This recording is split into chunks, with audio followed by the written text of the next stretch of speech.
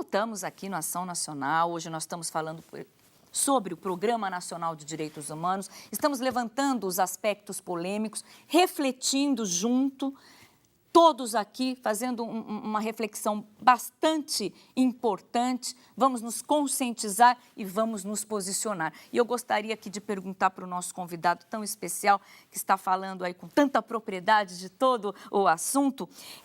Deputado, a nossa Constituição brasileira, ela é promulgada sobre a ajuda e proteção de Deus.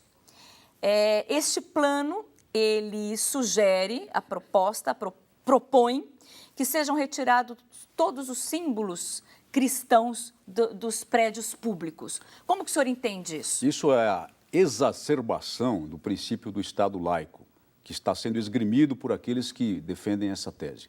Acontece o seguinte, vamos pensar um pouco. Será que um país cuja Constituição se promulga sob a proteção de Deus é mesmo um Estado completamente laico? Não. Ele é um Estado que tem uma superestrutura laica, mas ele adota alguns princípios universais que vão muito além do plano material. Daí o preâmbulo.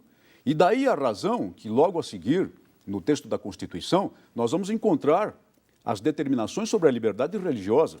Nós vamos encontrar as determinações sobre o ensino religioso.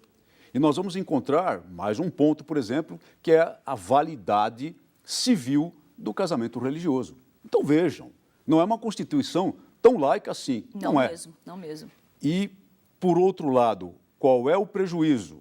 Nenhum prejuízo, porque, de acordo com a consciência nacional, essa Constituição se torna boa, adotando esses princípios que norteiam a mulher, norteia o homem de bem. De certa forma, asseguramos até que o trabalho dos legisladores não se ordenará, não se guiará apenas por aqueles princípios formais do direito, mas também por alguns princípios superiores, mas também pela lembrança de que há uma visão muito maior e muito mais importante sobre ele, sobre ela e sobre a humanidade. Então, nós não devemos proscrever os símbolos religiosos e nós não devemos nos atrever a tentar tirar da Constituição da República aqueles princípios fundamentais que a tornam não tão laica quanto querem dizer.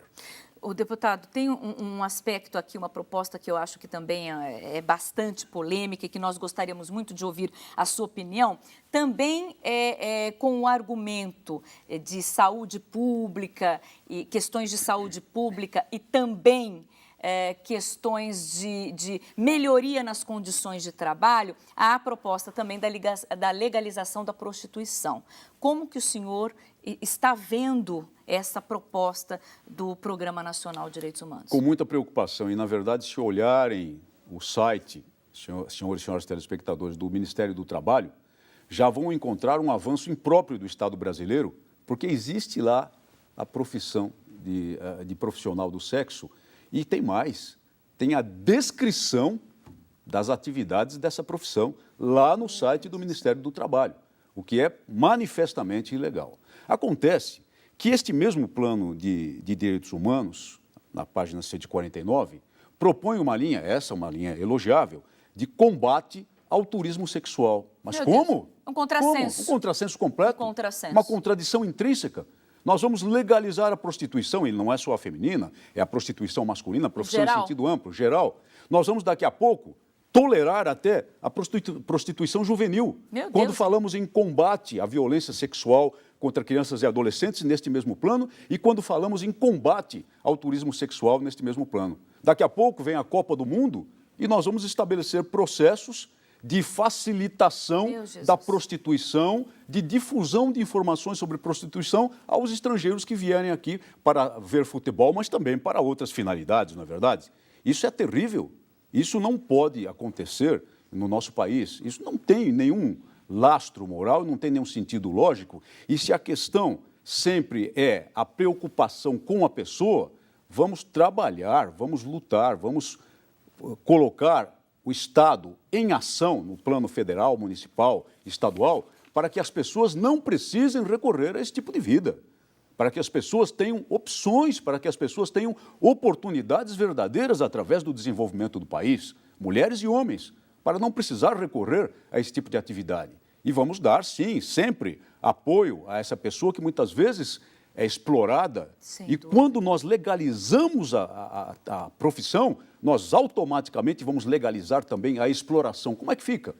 Aí já vai uma grande parte do Código Penal para o lixo também, e não será mais possível proteger a mulher que é explorada, o jovem que é explorado, o menino homossexual que é explorado nesses meandros da prostituição. Aí não tem mais como proteger. Não tem como protegê-lo. É uma mão, é um caminho sem volta. É um caminho torpe e é um caminho sem volta. Meu Jesus amado. Vamos falar um pouco também, deputado, sobre essa tentativa aí de se legalizar aí a união entre pessoas do mesmo sexo, até... Eu gostaria primeiro de ouvir a opinião do senhor para depois tecer meus comentários. A união entre pessoas do mesmo sexo é uma forma eufemística do casamento gay, que na verdade já foi tentado por projeto de lei na Câmara dos Deputados, projeto da deputada Marta Suplicy, que felizmente não passou. Mas agora nós temos o PLC 122 em tramitação no Senado, que pode viabilizar coisas desse tipo e mais. Pode estabelecer a mordaça com relação a todas as pessoas que ousem se manifestar contra esse estado de coisas, impondo 5 anos de reclusão para manifestação de opinião a esse respeito, que podem atingir até mesmo os sacerdotes no ensinamento bíblico, no ensinamento da doutrina, das escrituras sagradas, os pastores evangélicos e qualquer pessoa que se atreva a fazer a pregação religiosa em contrário ao costume adotado por essa lei que se pretende. A verdade é que nós devemos, sim, respeitar essas pessoas como Sem pessoas dúvida. Que precisam de apoio, Questionável como isso. pessoas que têm os mesmos direitos que eu tenho, que você tem, que todos nós temos, como pessoas que não podem ser vilipendiadas, não podem ser violentadas, não podem ser perseguidas de forma nenhuma.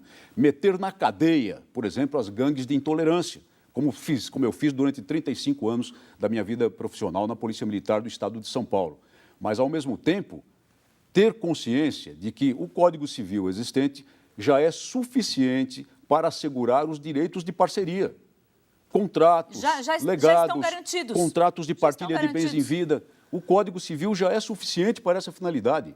Então, não há necessidade de tentar ousar, criando um casamento gay, criando uma união civil entre pessoas do mesmo sexo. E sempre lembrando que existe uma vedação constitucional novamente. O que nós vamos fazer? Novamente violentar um ponto da Constituição que abraça o direito natural, que abraça milênios de construção da humanidade na face deste planeta, para fazer uma inovação extremamente perigosa sob o ponto de vista social, cujas consequências nem se pode avaliar, começando pela própria preservação e a perpetuação da espécie humana. Não devemos dar esse passo, mas sim garantir os direitos de parceria pelos dispositivos que o Código Civil já tem e que são suficientes. A nossa preocupação é a seguinte: em momento algum nós estamos aqui questionando a opção sexual de cada um. A liberdade é total de cada um. A nossa preocupação, pessoal, é a seguinte: nós não podemos correr o risco também de, ao tentar reconhecer alguns direitos, supervalorizá-los em relação a outros. Essa supervalorização tem produzido um fenômeno que deve ser muito bem pensado, que é o fenômeno da ditadura gay. O PLC 122 é um produto da ditadura gay. Repito, as pessoas têm que ser respeitadas integralmente como ser humano, independente de sua opção. Inquestionável. Aliás, os movimentos LGBT hoje já nem gosta mais de falar opção, nem admite mais opção. Hoje eles defendem a tese genética do homossexualismo. Mas como chegar a extremos, como por exemplo o do Conselho Federal de Psicologia, que por meio de uma resolução de 1999, proibiu os psicólogos de aceitar tratar pessoas homossexuais que os procurem, porque estão sofrendo naquela condição de homossexuais. Se o psicólogo aceitar o tratamento, ele pode perder até a licença, ele pode perder o diploma, pode ser impedido de clinicar, pode perder sua profissão. Para que chegar a esse excesso, vamos permitir que ocorra o desenvolvimento do conhecimento, vamos permitir que se saiba mais sobre o homossexualismo, vamos permitir que as pessoas em estado de sofrimento por essa opção tentem mudar de vida, até por tratamento psicológico, se necessário. Essa é a maneira realmente de tratar a questão sob a ótica de direitos humanos. E, repito, no tocante àqueles que violam os direitos dessas pessoas, cana, cadeia, prisão, como eu costumo dizer. E a polícia está aí para isso, está aí o Ministério Público para isso e o Poder Judiciário para isso. Mas não com leis discriminatórias, ao inverso.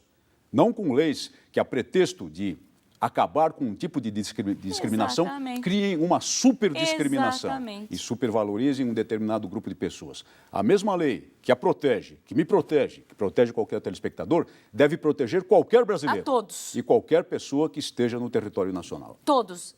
Indistintamente e sem discriminação. Essa é a grande preocupação,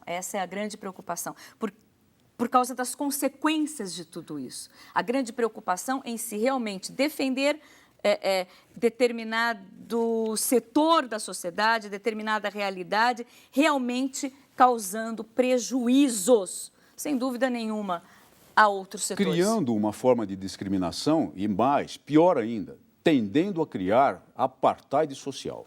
É isso mesmo. Tendendo a estimular desavenças e incompreensões no seio da sociedade brasileira, que, na verdade, é muito permeável, na verdade, é muito flexível.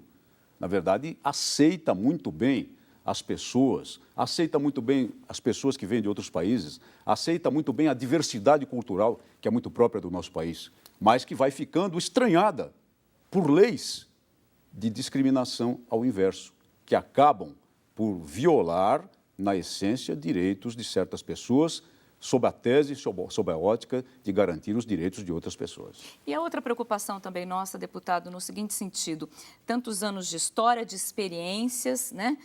Nós temos uma Constituição que é uma Constituição modelo, é a Constituição chamada Constituição Cidadã, né?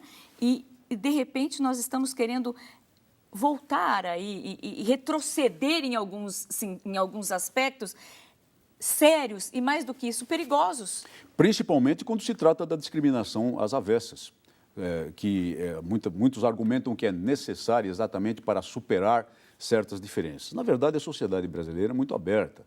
O que nós temos, por exemplo, que oferecer a todas as pessoas é educação ampla para todos, educação de altíssima qualidade, melhor qualidade, desde o início. Da melhor qualidade. Porque tendo acesso à educação, por exemplo, qual é a necessidade de cotas? Existe diferença entre o brasileiro negro, o brasileiro índio, o brasileiro europeu? Para começar, existe tanta miscigenação no nosso Brasil que ninguém pode se dizer caucasiano, ou africano puro, ou indígena puro. Somos todos uma mistura. Somos todos uma mistura. Bela mistura. Uma bela mistura. Então, vamos dar oportunidade às pessoas que vêm dessa bela mistura. Se elas tiverem oportunidades iguais na base, elas certamente conquistarão os seus objetivos ao longo de sua vida, de acordo com a sua própria ótica de vida.